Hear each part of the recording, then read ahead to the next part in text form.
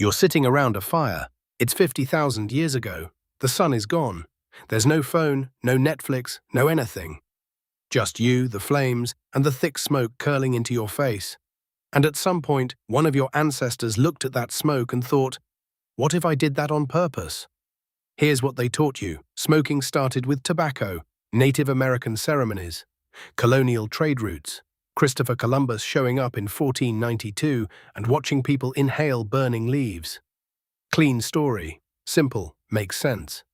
It might also be completely wrong, because the desire to inhale smoke might be hardwired into us on a level so deep. It predates civilization, predates farming, predates every single thing you think of as human. Before you can smoke anything, you need fire, and fire has been part of the human story for a very, very long time. The oldest confirmed evidence of controlled fire use comes from Wonderwork Cave in South Africa. Roughly 1 million years old, burnt plant ash, charred bone, not a wildfire, a sustained, deliberate fire inside a cave. 1 million years ago, we weren't even Homo sapiens yet. That was Homo erectus. Smaller brain, heavier brow, zero interest in being told what to do. They sat around fires, they cooked, they stayed warm, and they breathed smoke. Every single day, for hundreds of thousands of years. Every human ancestor who sat near a fire inhaled smoke. It was unavoidable. It was constant. It was the original air quality disaster. And nobody had an app to check it. But here's where it gets interesting. Some of that smoke wasn't just wood smoke. When you burn organic matter, you get a cocktail of compounds depending on what's burning. And some plants, when combusted, release psychoactive chemicals, alkaloids, terpenes, compounds that interact with the human nervous system in ways that are, let's say, noticeable. In other words, some of our ancestors were absolutely, accidentally getting high around the campfire. And they had no idea why they felt amazing. This isn't fringe theory. Researchers have proposed for decades that early humans in forested environments would have been regularly exposed to smoke from psychoactive plants. Cannabis, Nicotiana species, various entheogens that grow naturally across Africa, Europe, and Asia. The human brain has receptors that respond to cannabinoids. These receptors didn't evolve because of cannabis. They're part of our endocannabinoid system, which regulates mood, memory, appetite. But the fact that they exist means that when a human first inhaled smoke from burning cannabis, their brain wasn't confused. Their brain was like, oh, hello, I've been waiting for you. Think about that for a second. The entire multi-trillion-dollar tobacco industry, centuries of ritual, shamanic traditions, medical practices, social customs. All of it may have started because a tired hunter sat downwind of the wrong bush and had a really unexpectedly great evening. Now let's be careful about timelines, because ancient humans smoked things and ancient humans intentionally cultivated things to smoke are very different claims. The oldest direct evidence of intentional cannabis use comes from a burial site in the Pamir Mountains of Central Asia, around 500 BC.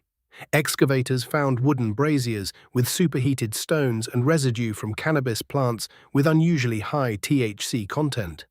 This wasn't wild hemp used for rope. This was the good stuff, placed directly in a ritual burial, 2,500 years ago. But here's the question that should be sitting in the back of your mind.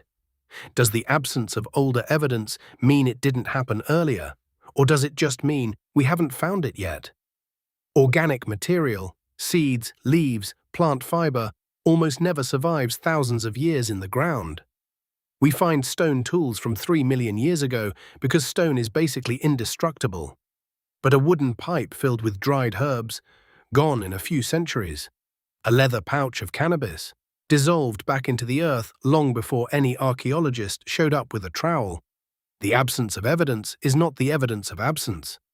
Then there's Herodotus, ancient Greek historian, 5th century BC. He described in remarkable detail the Scythians, a nomadic people from the Eurasian steppe, performing what he called a vapor bath. They'd set up small enclosed tents, heat stones until they glowed, throw hemp seeds onto those stones, then sit inside the tent, inhaling the smoke, and, as Herodotus wrote, howling with pleasure.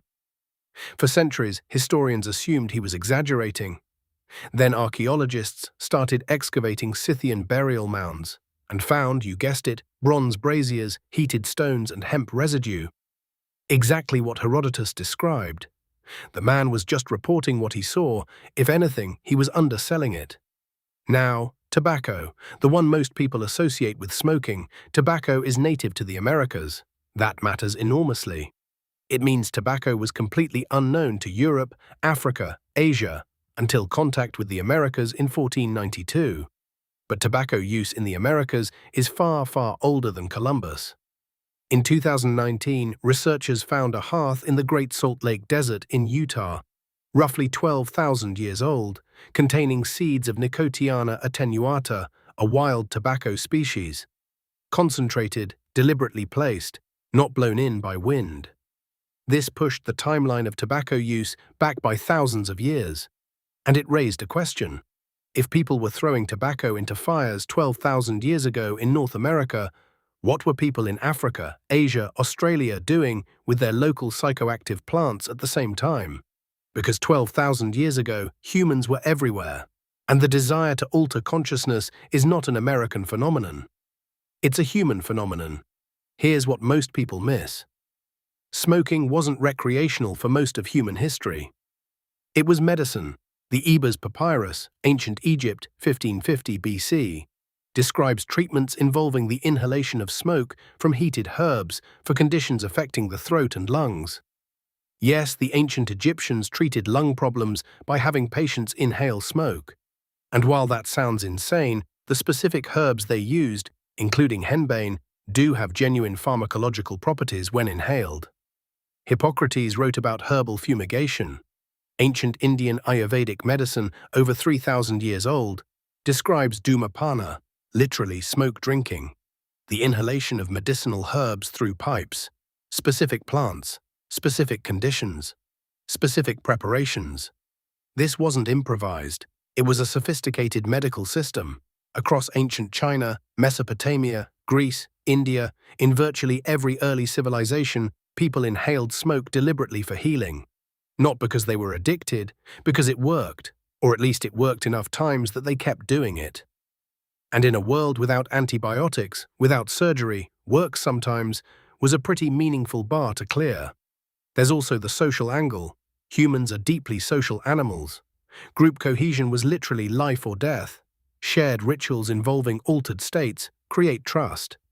Deep, measurable trust. When a group of ancient humans sat together, breathing smoke from burning herbs and collectively entered an altered state, that wasn't a party. That was social technology. That was infrastructure. So when did ancient humans start smoking? The honest answer is, we don't know exactly.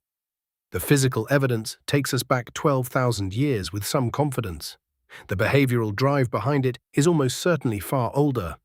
It may be as old as fire itself, but here's what is clear.